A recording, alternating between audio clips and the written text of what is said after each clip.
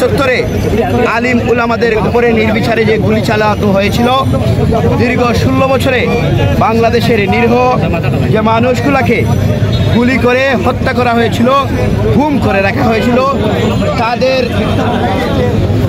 প্রতিবাদের দাবিতে এবং বিচারের দাবিতে আজকে বাংলাদেশ জাতীয়তাবাদী যুবদল কেন্দ্রীয় নির্বাহী কমিটি এবং তার পালিয়ে যাওয়া এমপি মন্ত্রীদেরকে দেশে ফিরিয়ে এনে বাংলাদেশের প্রচলিত আইনের মাধ্যমে দৃষ্টান্তমূলক শাস্তির ব্যবস্থা করতে হবে এবং খুনের বদলা তাকে ফাঁসিতে ঝুলিয়ে তাকে বিচার করতে হবে।